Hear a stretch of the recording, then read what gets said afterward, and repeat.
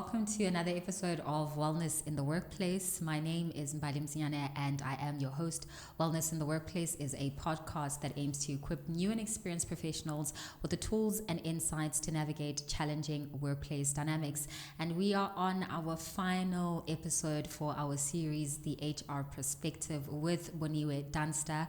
Over the last 5 episodes, we have delved into a number of HR-related topics that speak to the employee lifecycle from the time of recruitment all the way until an employee exits an organization. On the first episode, we spoke about how to job search the right way. So if you're looking for a job and you're out on the market, what are some of the key considerations you need to take into account for CV writing, interviewing skills, and ultimately landing that position? On episode 2, we then took the conversation to a different level. Once you've landed the role, now you have to sign an employee contract, or an employment contract rather, and what are the considerations in that regard? So what are some of the do's and don'ts that you need to take into consideration when you are signing an employment contract? And then we moved on to episode 3, where we were talking about money. We spoke about salary negotiations and how you can best position yourself for a salary increase within your current role, or potentially when you are looking for a new role in a different organization. Our last episode, which was episode 4, spoke about promotions and career advancement. So for those of you who are looking to climb up the corporate ladder, wanting to get up to that C-suite or executive level position, that episode was certainly for you. And our expert, Boniwe, spoke specifically about what you need to do in terms of preparing yourself mentally, emotionally, as well as professionally for that career move. And last but certainly not least, on today's episode, we are talking about how to leave an organization on a good note. We know that leaving an organization would look very different for different people, but the most important thing, whether it is an involuntary exit or a voluntary exit, is that you need to preserve your relationship and make sure that you always leave on a good note. So Boniwe Dunster will be joining us once again to be talking through that topic. So I have in studio Boniwe Dunster, who is an HR specialist, a facilitator, a coach, as well as the founder of Blue Eagle Human Capital, to just help us unpack today's topic on leaving on a good note. Welcome to Wellness in the Workplace. Thank you so much. Thank you for having me. Thank you for always making the time. We've made it to the final episode of our series. We're at the end. And we're at the end, and I think someone who might be at the end of their role currently might find this very useful in this discussion. But before going into the nitty-gritty of the topic, I want to come back to a question that was previously asked actually on our last episode around when is it the right time to leave an organization? How do you know when it's time to move on either to the next role or even the organization that you work for altogether? Sure. So oftentimes there will be different reasons. The most common one is if somebody has reached a ceiling and they feel that their career aspirations cannot be met within an organization, then they will start looking for opportunities outside so that they can grow. So they have done everything that they could there and there's nothing more to learn. So that is the most common one. Secondly, people will also move depending on the culture, or the culture of the organization. If it's probably toxic or they don't really have a healthy culture, you might actually want to leave not purely because you can't grow, but because the environment is toxic and then you don't want to stay there anymore. Sometimes people leave purely because maybe they have involuntarily left the organization due to retrenchments and other processes, and then they start looking for opportunities elsewhere. Yeah. And you touched on an involuntary exit. So I want us to actually go into the differences between a voluntary exit as well as an involuntary one. And we'll start off with the voluntary one. So what are the different types of voluntary exits? Yeah. The most common one is a resignation, right? A resignation is a unilateral decision that an employee takes to leave the organization. So it doesn't need anyone to support it. Your line manager doesn't have to approve or decline the exit. You say, I have decided to leave, and then you will leave. The only thing you need to note is that you actually have to serve notice based on what your contract says. And then there is absconsion as well, or abscondment as commonly said, whereby people just stop coming to work. So by virtue of you stopping coming to work, so it means that you don't want to work there anymore. But the thing with absconsion is that there are repercussions to that, and most often they are actually negative, because what happens is that a company will actually then, subject you to a disciplinary hearing for absence without permission, and or for dereliction of duty, of whatever terminology or whatever misconduct, charges they might have. And that means that you might have voluntarily stayed back, but the repercussions is that they will then call you back into a hearing to respond to your absence, and that in most times leads to a dismissal. Sure. And you mentioned then something about the notice periods. What are the different types of notice periods that are there, and where does one apply? Depending on the different types of contracts that are there as well. Looking at labor legislation, there's different timelines for notice periods depending on one's tenure in the organization. So if you have been employed in an organization for less than 6 months, then your notice period is 1 week. Okay. If you have been employed for more than 6 months but less than a year, it becomes 2 weeks. But if you have employed for a year or more than a year, then your notice period becomes 1 month. So that is the guidance that the labor legislation provides. However, you'd find that in certain instances, organizations or industries, people get to serve longer notice periods, and it could be mainly based on their skills scarcity. So they want to actually keep someone longer up until they find replacement. Then secondly, it could be of the seniority of the role in the organization. So if you're an executive or a director or a general manager, you find that you might be bound to a 3-month notice period, which goes over and above what legislation provides. But it could be also because of the type of role or impact your role has in the organization. Yeah. And just another point that's just come to mind now is on garden leave. Sure. Because that typically happens in certain roles, certain industries as well. Sure. Can you tell us a little bit about that? Yeah. So garden leave, often employers would actually grant it to an employee who's often leaving for a competitor. Okay. Right? They are trying to avoid you having to steal company information or anything that will actually jeopardize their operations against their competitor. Or maybe someone that is also at a senior level that's maybe leaving for a similar role, which is maybe at a same strategic level. Then they would actually give that to you, just to protect the little bit that they can as an organization. But during that time, you need to understand that you can't start your new employment while you are on garden leave, even though you are not working, purely because you are still serving notice. And when you are serving notice under garden leave, you still have the responsibility to your organization. So they might call you into meetings. They might actually ask you to do certain pieces of work as part of a handover process, or having, to transition you out smoothly and making sure there's continuity. So you must expect a call. Yes, they might take their laptop, their company cell phone, or any other resources, but you need to be on standby for them to call you at any given point in time, because you are still legally an employee of that organization. Interesting. That's very, very interesting. And we also know with voluntary exits, companies then typically include an exit interview. Sure. What is the purpose of an exit interview? And what do we actually need to know about how to prepare for an exit interview, especially in cases where maybe the employee is leaving particularly because they were unsatisfied and unhappy within the organization that they work for?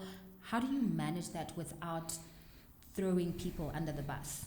It's a difficult one. However, so exit interviews are conducted so that the employer can understand what exactly has led to your exit. What is it that they can manage or control going forward that's within their control? Because they actually want to retain people. Every organization aims at retaining their talent, right? Especially top talent or people that are key. So they want to gather information that will actually influence some of the things that they do, whether it's onboarding, whether it's the hiring process, whether it's their talent management, whether it's information around the leadership or the management style or the culture of the organization. So they use that information to inform some of the initiatives that they have to run within the human capital space that will be rolled out to the entire organization. Do you really have to prepare for an exit interview? Not necessarily. Okay. But however, I think you just need to be honest, you know, if you can. But oftentimes people are not really honest when it comes to exit interviews, because they're thinking, you know what, I have had the opportunity to leave, I'm actually going to leave. And they withhold critical information that could actually help other people, or that could actually help the organization to improve on anything, if anything has to be improved. So it's just trying to source information in terms like, how do we manage our people better, and how do we get to keep and attract talent? Sure. That is very insightful, especially the point around withholding of information, right? Because like I said, I think there's also a concern where people think that they don't want to throw other people under the bus. Sure. Particularly where you are leaving because of a line manager or maybe a specific individual within your team. Now, moving on to then the involuntary exits. I think these are probably the most complex of, you know, the types of exits that employees can go through, and this is in the form of retrenchment, dismissal, unfair dismissal at that. Can you then take us through the differences between, for example, a dismissal versus a retrenchment, and what the process is for each of this type of exit? So when it comes to exits, right, there's the South African labor legislation clearly states that there's only 3 circumstances in which an employee can get dismissed, right? Okay. The first one is operational requirements, commonly known as retrenchments. Got you. And the process for that is that an organization would feel that they are not maybe sustainable, or they have introduced a new technology, you know, that makes them to restructure, or there's maybe like, you know, political changes or economical influences that are making them to change, and for that they actually have to relook at their structure, and that may result in reduction of headcount. So in that regard, it is important for the employer to consult with its employees or with the trade union representatives of their employees if they are unionized. You can never retrench an employee or a group of employees without a consultation process. Gotcha. And the purpose of that consultation is for you to actually reach meaningful consensus and look for solutions in terms of how you can minimize those retrenchments. And only after the consultation process has taken place, you have agreed on what other alternatives are there, how jobs can be saved, then you can actually then proceed to give that notice for retrenchment. And then the second reason one can actually retrench people, it's incapacity. But with incapacity, there's 2 types of incapacity. There's incapacity due to ill health, which is your health, maybe you are sickly and you cannot perform your duties. And the second incapacity is for poor performance, all right? And same as retrenchments, these are commonly known as your no-fault dismissal. So you didn't do anything wrong, you didn't really break a rule. So with incapacity, it means that you have been sick for a number of maybe months or whatever duration, and then you're unable to continue working. And obviously from an operational perspective, it's not feasible for the company not to replace, right, or to keep you there, but they will actually need to find alternatives first where they can reasonably accommodate you. But if the situation is dire to such an extent that you cannot be accommodated and you cannot continue with your job, then you can be dismissed due to ill health, incapacity due to ill health. But the process is lengthy and it requires you to go through the doctors, get assessment, specialist report, and all of those things. And it can be emotionally draining and stressful for employees. Then poor performance is purely when an employee is unable to meet their performance objectives, those that have been set at the beginning of the performance year. So with that as well, there is a process. So you actually need to take an individual through a poor improvement process. So if a person is not performing, you can't say you are dismissed, you're not performing. You need to say, Mbali, you're not performing. What is the problem? What is the challenge? You are not meeting your performance standards. Is there anything that's going on that we need to know? Is there a capability issue? Is there a skills issue? Is it the work? What can be done? And you need to have that conversation with the employee and then come to an agreement in terms of what are you both going to do as a line manager and employee to improve that performance? And oftentimes you will actually set up a period of time, sometimes could be anything between 6 to 2 months or 3 months in other organization, to help you improve your performance. And that could actually be followed by regular check-ins, coaching, mentoring, maybe job shadowing from some of the team members, maybe taken to training, to actually upskill you. Yes. And then at the end of that process, if it happens that the performance standards are still not met, then your employer can actually invite you to an inquiry for incapacity due to poor performance, and that can lead to a dismissal. Sure. Then the last one is misconduct. So misconduct is actually when a rule has been broken. This is where you have made a mistake, where there is a fault. Remember I said the others are no fault dismissal? Yes. So this is kind of like a fault dismissal, if I may put it like that in simple terms. Yeah. So you find that there is rules and regulations that govern our conduct in the workplace, or how we do our jobs. Yes. And if you find that those rules are not followed or are overlooked, that could then lead into a disciplinary inquiry for misconduct. And sometimes it doesn't also only around breaking rules around work processes, but it can also around be dishonesty, theft, fraud, and all of those things. It means that you have went against certain rules, and for that you will be taken to an inquiry and might potentially get dismissed for that, depending on the severity of the action. Sure. So I'm listening to you and I'm just thinking about things such as warnings and disciplinary hearings. Sure. Where do all of this fit in the process of those kinds of dismissals that you've highlighted? Sure. So often, especially when it comes to an element of misconduct, where we're talking about breaking of rules, right? We talk about an element of progressive discipline. Okay. So progressive discipline means that you make a mistake, I reprimand you, and I cancel you. You cannot do this in Bali because it's unacceptable. For example, let's take an easy one, late coming. Yes. Maybe you're working from 8 to 5, but you're always arriving at 8:45, it's inconsistent. So that is not allowed because you're working in an environment that strictly requires you to be at work from 8 to 5. Yes. Right? So if you do it the first time, your line manager can just say, you know what, just remember that you have to arrive at the office at this particular time. Failure to do so, you need to actually call me and inform me and tell me your reasons why you're not going to make it on time. So if it happens next time, remember to call me, right? Yes. And then we move on. Maybe then it happens the second time around, your line manager will say, remember I have informed you to say you can't do this because these are the repercussions, and I've been seeing this behavior is not changing. Then they will give you a written warning, right? Yes. Similar, so the first time was a verbal warning. It could have been a verbal warning, or just treated as a counseling, counseling or verbal warning. Okay. And then in some instances, that first conversation can even lead to a written warning, maybe depending on the reasons that you're providing, right? And then if the behavior continues, then you might actually get a final written warning to say, you know what, we've done everything that we could, but we actually going to give you this final written warning. And if it pursues, then again, you're going to be invited into a disciplinary inquiry. Then that's where we are talking about progressive discipline, right? And this is where the warnings are coming in. So there is those minor behaviors that you can reprimand that do not really mean that you can be invited into a hearing in the first instance, right? And because you feel that it's just a corrective behavior, we can actually put things into place to just rein the person in and maybe just try, to actually coach the person. However, there's instances such as dishonesty, fraud, theft, and all of those things that can actually lead into a disciplinary inquiry in first instance, and that can actually lead to a dismissal. And that's where the difference is. Sure. So staying on the topic of involuntary exits and dismissals, what would you deem as an unfair dismissal? Sure. So with unfair dismissals, it's mainly if a process is not followed. So when it comes to dismissal or with an inquiry, we look at two things. We look at the substantive fairness of the issue, and secondly, we look at the procedural fairness. So if any of these two are not followed, then they could constitute an unfair dismissal.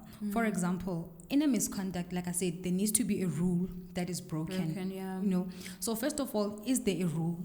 Does a rule exist? does the employee ought to have known about the rule and, were they aware about this particular rule in doing their job, whether through or maybe through onboarding or in induction? Do they know? Yes. If they knew, then you have substantive reasons for you to actually take them to that hearing.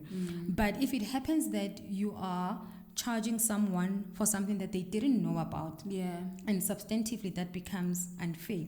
Same applies if you do not apply consistency in how you actually reprimand people for the same thing. Yes. And then secondly, it talks about procedural fairness, and this is mainly around the process that unfolds when going into a disciplinary hearing. Now that we have established the substantive fairness of the matter, with the procedure, you're talking about that. Did you inform the person about the disciplinary hearing on time? Did you let them know on time and provide them with sufficient time to prepare? So legislation often says the employer needs to give an employee 48 hours, but depending on the complexity of the matter, it can be longer, right? Did you tell them about their right to representation, their right, to present their case, that they can bring in witnesses, that they can have a right to an interpreter and all of those things. They have a right to, to cross-question the employer's weaknesses. So those are all the rights that an employee has in the hearing, and procedurally those needs to be adhered to. So if any of those things are not included and are not adhered to, then they would render the process procedurally unfair. And those can actually be grounds for you to say this was an unfair dismissal because the process was not followed. Sure. So you shed a lot of light on, I think, things that employees are not even aware of, especially where their rights are concerned, and the level and the degree of questioning that they can have for their employer. But another type of dismissal that I want to speak to is one that author and organizational coach Sihle Bolani highlighted in her book, We Are the Ones We Need, the Black Professional, or the War on Black Professionals in Corporate South Africa, rather. So she spoke about constructive dismissal and felt that she had experienced that in her previous role. For people who don't know what constructive dismissal is, can you just expand on that? So constructive dismissal is a dismissal that has occurred on grounds that the employer or the employer environment was intolerable for continued employment, right? So what this means is that the environment was so unpleasant that you couldn't continue to work. However, before we get to the stage of saying this is a constructive dismissal, you can't just resign and go claim constructive dismissal. So what needs to happen is that at a point in time that the environment is not conducive or it's not friendly, you actually need to raise a grievance, or lodge a grievance rather, to say, I am aggrieved because this particular incident took place. So you need to give an employer an opportunity to remedify the situation, right? And then if you do that and nothing happens, because often grievances, they have 3 stages rather, right? Then this is stage 1, and you go to your line manager to say, this is the issue, or this is the treatment that I've been getting, and I'm lodging this grievance and nothing happens, or rather the outcome is not favorable, or maybe the behavior or the conduct continues. Then you can go to stage 2. If stage 2, the grievance is also not resolved, then you can go to stage 3. And at stage 3, if it's also not resolved, then you decide maybe to resign because, it has been so unbearable. You've went to HR, you've went to your line manager, you've went to the super senior, but this behavior or conduct or these conditions that you work under, they continue. Then when you resign, then you can resign and say it was constructive.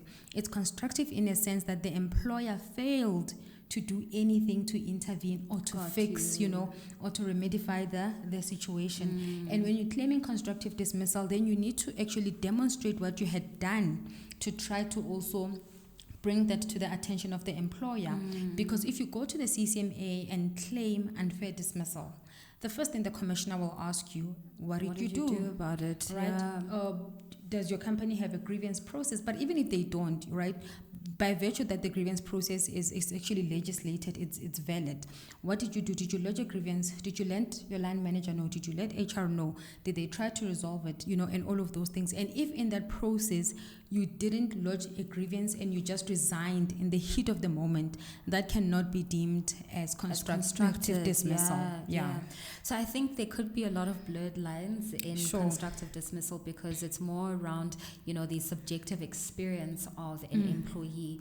But I guess the element of documenting your process of grievances and also the interventions that you seeked out could somewhat bring a level of objectivity in the process. But I'll move on to then retrenchments, right? We've seen a lot of organizations in specifically the tech industry over the last few months just go through massive retrenchments across the board. I mean, the likes of Microsoft, Meta, etc.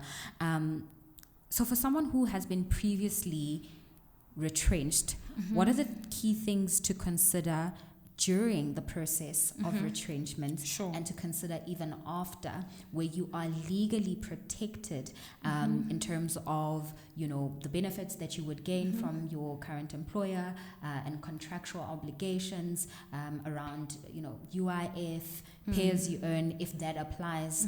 What do you need to consider as an employee who has just been recently retrenched? As indicated earlier, it is important that when you are undergoing through a retrenchment process, consultation has to take place. Yes. Your employer cannot retrench you without a consultation, and if that occurs, know that it is an unfair dismissal because retrenchments are also a dismissal, right? And then what happens when it comes to benefits and payout, what legislation says is that you are eligible to get, or your employer to pay 1 week of severance package for each year worked. So if you had worked for an organization for 5 years, the severance package or the separation package, right, that you're going to receive, it's of 5 weeks, right? Because year 1, you will get 1 week, year 2, year 3, year 4, you will get those weeks, right? So you need to actually have that severance package paid out to you. You need to get your leave days paid out to you. If you had accumulated your leave days, you do not forfeit your leave days purely because you are being retrenched. Right? And then again, it is very important to make sure that you get all the necessary documentation from your employer, including the UIF document, because you're going to use that UIF document for you to be able to go claim from the insurance, which is the UIF, right? So, and when you get that document, make sure that the reason that is stated there, because there is a number of reasons, but make sure the right one is selected, which would be retrenchment, right? So that you can be able to claim for that UIF. So if you haven't selected the right reason, which is not you, but maybe like payroll, they haven't selected the right reason, maybe they say resignation, you're not going to get that because it's voluntary.